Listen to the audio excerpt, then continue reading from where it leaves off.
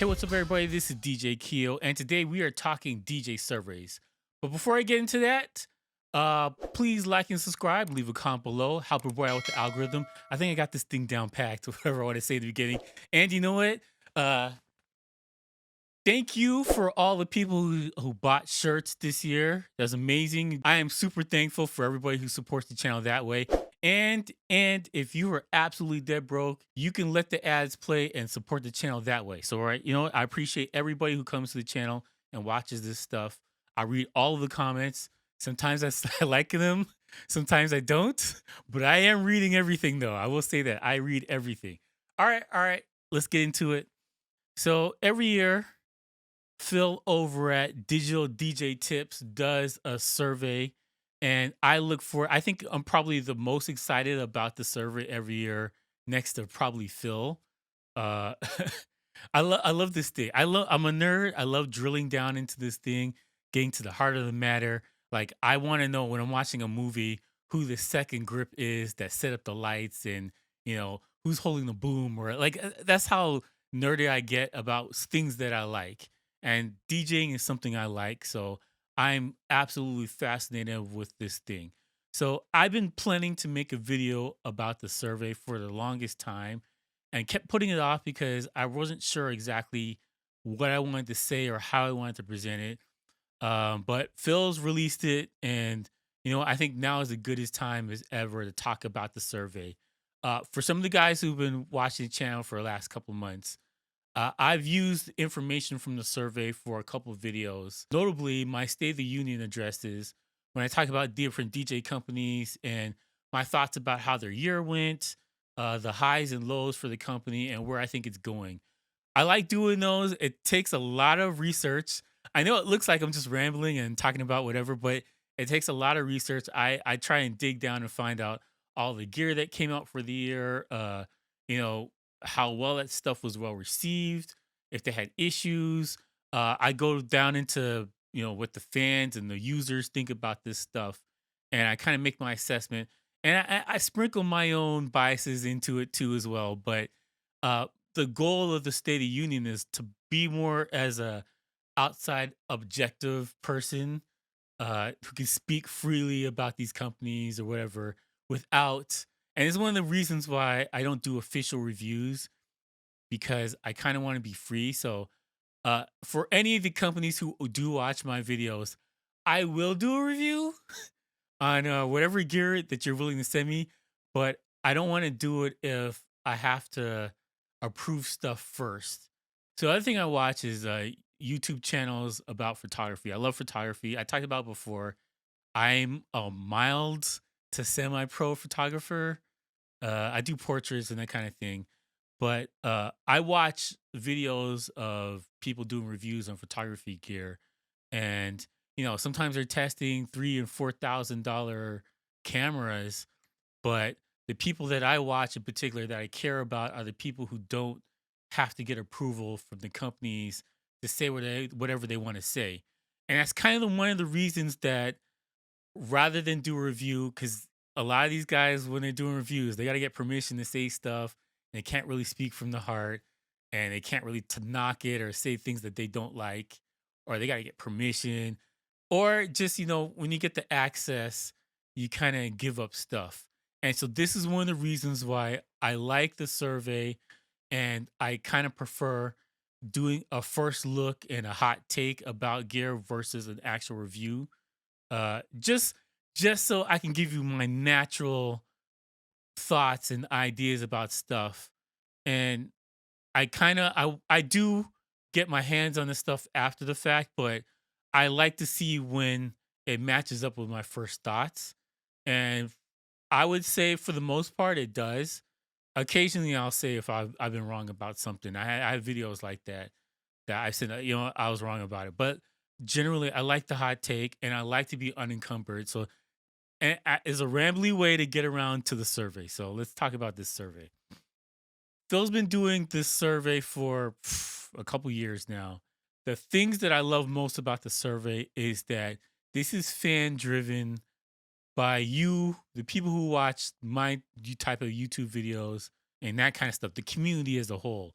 They're the people behind the survey, and it's not some corporate thing from some other company outside. This is from the DJ community for the DJ community, which is why I respect it. I know some people don't like Phil and disagree with him on his views and some stuff, but I think this is probably the purest thing that you can get from the DJ community. They're talking about their feelings about it. So like that's why I like it. The surveys handle a bunch of stuff: age groups, demographics, part of the country. It handles what type of gear people are using, all the way down from all-in-ones to controllers to computers. It talks about what type of software you're using, which one's getting better, which one's growing larger or smaller, which one's shrinking dramatically. Native Instruments Tractor. Um, it also handles, where people DJ, if you're in your house, if you're a club, bar, mobile DJ, tour DJ, whatever. So one of the things that I really hope they address this year is, were you working last year versus this year? And I know there's a lot of smug DJs that were working comfortably. I was one of them. I was secure in my business plan, and my business plan is nothing right now. And I'm doing other stuff, but you know what? I'm good. You don't have to worry about me. I'm good. But there's a lot of people that DJing was their only thing. They didn't have anything to fall back on, and they are screwed right now. So like I hope they address that. I would like to know, how many people were working last year versus this year and that kind of thing.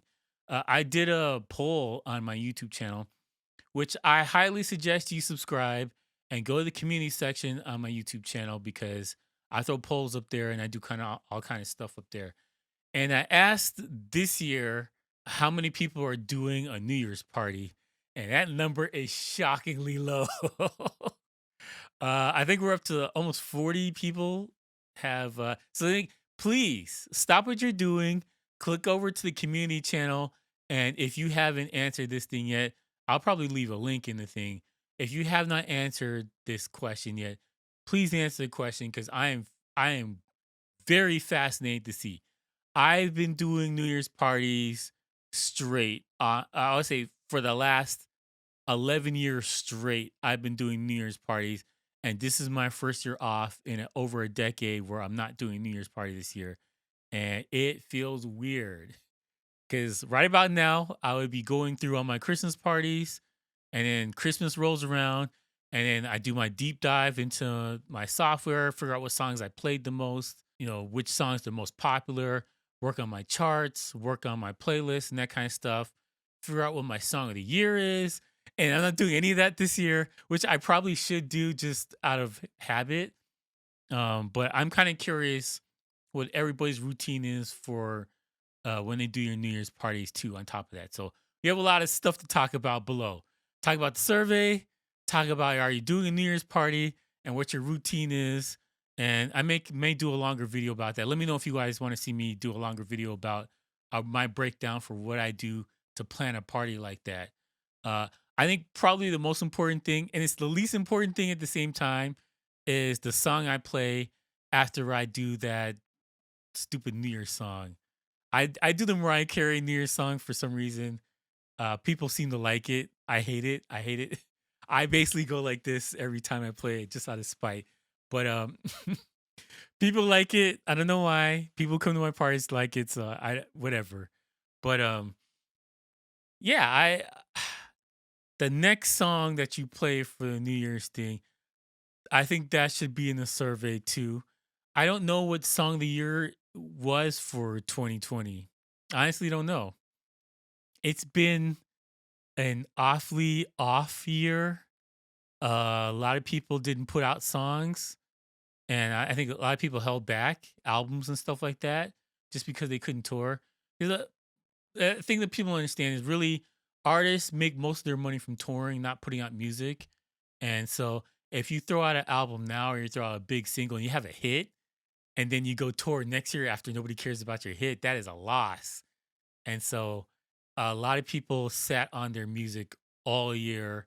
And, people like your Taylor Swift or whatever, they're large enough that it won't matter. And I'm kind of branching off past the survey to go talk about the New Year's thing. But there's certain artists that they're large enough that is irrelevant. But the majority of, I'll say, like, rappers, average pop stars. They're not superstars. Uh, Most artists put out an album and then instantly hit the road and go on tour to support it. And the bulk of their money comes from that. So people were living off of Spotify this year. It has been a weird year. I think probably should do a year about a recap for all the free that happened this year. I may do a DJ recap or a State of the Union for DJs. I don't know. Let me know if you want to see that. Yeah, all right. So let me get back. This is kind of rambly, a little bit too long. I wanted to keep it under 10 minutes, but to the recap. Excited about the survey. Can't wait. Please sign up for the survey. He's got a ton of great prizes out there. They're giving like almost like $35,000 in prizes. They're giving you new rigs and all kind of stuff. So it's actually in your best interest to think. Second of all, I am not associated with DJ Tech Tips at all.